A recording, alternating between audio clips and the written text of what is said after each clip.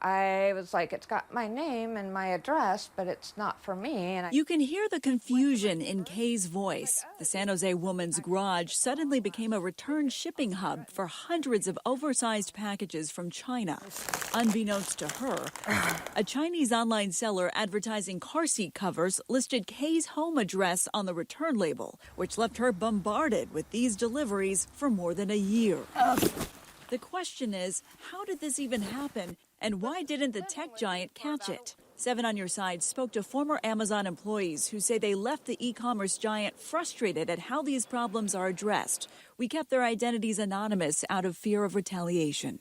Whoever it is in China that built this brand likely partnered with someone in the U.S. or paid them to open an account and then change the address after the fact. We would see that all the time.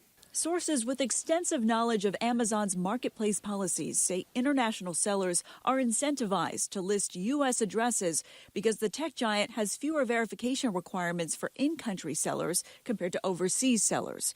And they say the problem is there's little oversight to fix it. I could go on for hours, having worked at Amazon and working on a lot of different brands, but they tend to apply blanket policies, and then there's little follow-up. So you're not supposed to be able to change your address, but it's pretty simple to do. In order to sell on Amazon, you either have to sign up as an individual or a business. Sources familiar with the tech giant's verification team say it's likely the Chinese online seller Kay's dealing with signed up as an individual because they say it's the easiest way to get on the platform and the easiest way to change an address. As an individual, if you change your address, you need to submit a document. Whereas if you're a business, you need to submit lots of documentation, and that documentation can be easily fact-checked. Amazon told 7 on Your Side it uses advanced technology and expert human reviewers to verify the identities of potential sellers, saying, quote, when prospective sellers apply to sell in Amazon store, they are required to provide a form of government-issued photo IDs, along with other information about their business. We employ advanced identity detection methods like document forgery detection, image and video verification, and other technologies to quickly confirm the authenticity of government-issued IDs and whether they match the individual applying to sell in our store. The tech giant added it also tracks behavior signals and any connections to previously detected bad actors to prevent risks. But that did not appear to happen in Kay's case, as 40% of the online seller's reviews, many of which report the return and refund issue, date back more than a year ago to May 2024. Not to mention Kay's repeated attempts to notify the company over the past year. And just ignoring people that are dealing with stuff like this is not okay. Amazon offers customer service agents via live chat or over the phone. But like Kay experienced, that doesn't always work. So what is the company doing to ensure this doesn't happen to you? The tech giant told 7 on Your Side, after we allow sellers to sell in our store, we continue to monitor their accounts and account behaviors for new risks. We are constantly innovating in this space to stay ahead of bad actors and their attempts to circumvent our controls.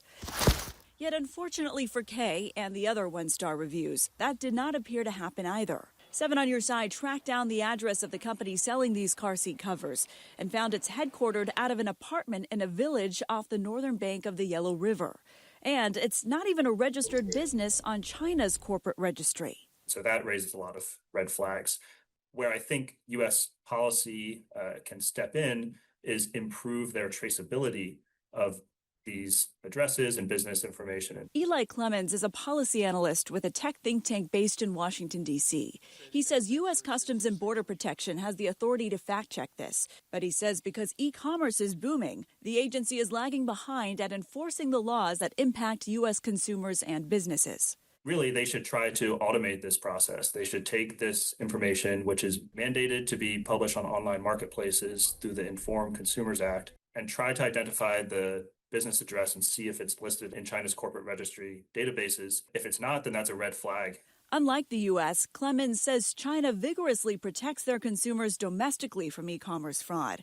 According to a 2016 court case, China enacted a 7-day return window mandate to protect Chinese consumers from this type of fraud overseas. And these consumers are paying. Which brings us back to Kay.